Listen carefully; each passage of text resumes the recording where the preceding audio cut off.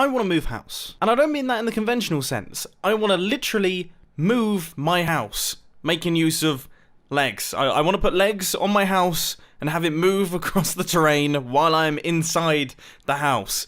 I don't know where this idea has come from, but I like it. Now, the big question that I'm wondering is, would a house have 2 legs or would it have 4 legs?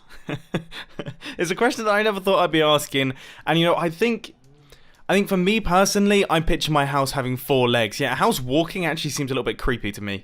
Now, I'm going to be totally honest, it has been so long since I've built any form of walking slime block machine that my brain is kind of struggling to remember how to build a leg. Because legs are one of those things, they're a little bit awkward to construct because you need to get vertical and you need to get horizontal as well, and it actually needs to look like a leg. Your brain is very good at recognizing legs, and if a leg doesn't look like a leg, then your brain is sure to tell you that's not a leg. So, I've just spent a bunch of time studying my old walking flying machines, and I think I've got a rough idea of how they work again. The thigh is kinda simple being used very loosely here. So just watch what happens here. I'll try my best to explain it afterwards. So when we remove this redstone block, or move it out the way, you'll see that this sticky piston retracts, pulling up this part of the leg, and then that causes this observer to fire, which causes the sticky piston to extend and retract, pulling this part of the leg towards the other half, and because this part of the flying machine has been moved upwards, that piston will then slide on top of this redstone block, causing it to power instantly, pushing the other half of the redstone contraption forward. So you can see all of that kind of happens quite quickly. But once you begin to understand it, it's all you really need, because legs are just repeating that same circuitry. So if we just do a bit of this, and then take this out, you can see that our entire leg now moves in a really nice motion, and it looks like a robot actually walking. Obviously, this is just one leg. Now we have to build all 4 of them to create our full walking robot. Now the next questions that come up is, how far apart do you want the legs to be, and how do you want this thing to walk? Because, I mean, when you've got 4 legs, you could either have it gallop, so the front legs and then the back legs go, or you could have it go side to side, so the left and then the right legs go, or you could have it alternating, so the front right and the front left leg move forward, and then the front left and the back right leg move forward. There's all sorts of different variables that affect the style of the redstone contraption, and they're sort of things I haven't worked out just yet. But now I have, because I thought about how I'd like my house to move if it did have legs, and I've concluded I wouldn't want it to gallop, because that would be awful. You'd just be doing this all of the time. I also wouldn't want it to go left side then right side, because then you get a crazy swaying motion in your house, which also wouldn't be great. I've concluded that diagonals is the way forward. So both of these 2 legs will move at the same time, and then both of these 2 legs will move at the same time, which in theory should be the most stable. I'm putting way too much thought into this totally fictitious contraption. Anyway, with the legs all built up, it's now time to build the motor, because for anyone who's built flying machines before, you will know that these actually, they don't do anything. They're purely there for decoration. We actually need something that's going to shift this flying machine along, and we need it to connect into these slime blocks right here, because these slime blocks are the ones that connect into the legs. Okay, how should we do that? I'm not sure if I'm a fan of the way that this is looking. This needs to be a little bit flatter so our house can go on like a nice platform up at the top, but it does give us the opportunity to actually test out how this thing moves. Not a good start. Oh, so it is actually moving left to right. Wait, what's happened to that one? Oh, these back legs are totally broken. What has happened here? Ah, had sticky pistons instead of regular pistons. Okay, that's sorted. And now we should have a fully working system. Why is it walking left to right? That doesn't make any sense. I've wired it specifically so that it doesn't walk like this, and it's walking like this. Oh gosh, maybe it's got a mind of its own. Nope, turns out it's just me being silly. So again, we should now have a working system, and there we go. This thing is now walking very stably and looking good. Alright, okay. Let's rebuild this top section, make it flatter, and then start constructing the house. I'm excited for this. Quite some time later, this is where we're at. So the motors have been shrunken down a little bit. I've also added in these little sections right here on the edges, which are purely decorative, but I think they just kind of add a little bit of meat to the top. And now it looks like we actually have the kind of robot section all in place. So I've started adding in these top sections right here. This is where our house is actually going to begin being constructed. And yeah, I mean, I've been experimenting with some ideas on how we're going to move the house along. It's going to be difficult, especially to fit inside this area here, because I all want it to look like it's kind of perched on top of this thing. This is difficult. This is really, really difficult.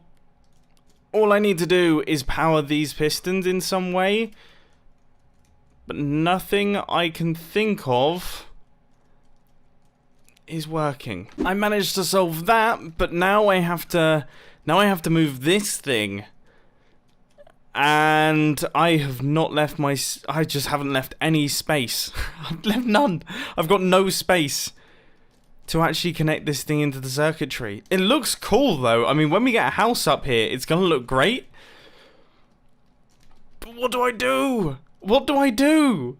After around about 30 minutes of screaming that into my monitor, I think I've come up with something. Come on, come on. Okay, this is going to work. If I say it confidently enough, then that's what's going to happen. Are you ready?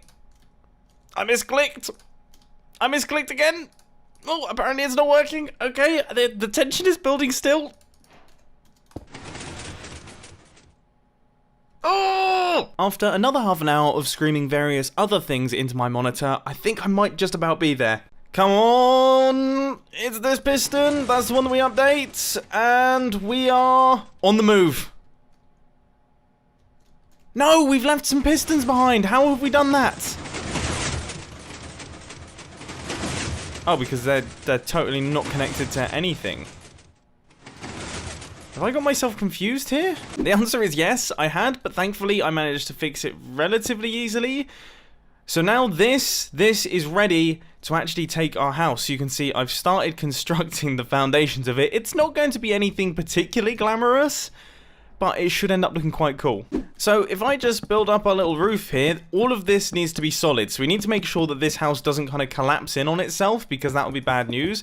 Now those pistons there are going to push these roof segments, so then we can have a full roof like this. So this is kind of like your traditional average house. The average house that a Minecraft player will make.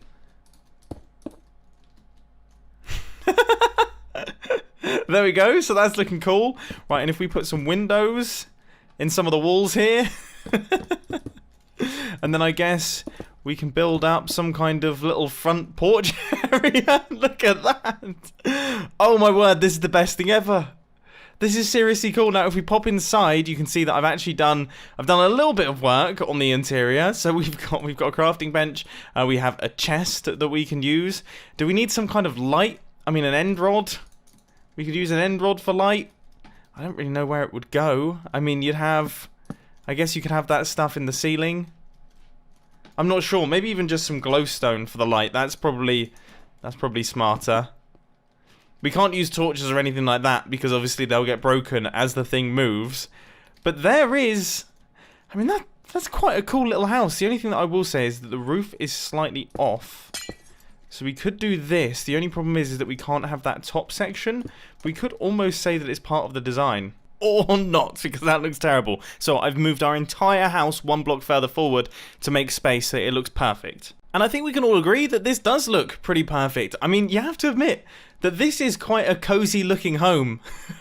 As far as they go, it's quite nice. We've got a little porch out the front. We've got a little bush. Obviously, we've got our storage, as I mentioned earlier. We've got the crafting benches and things.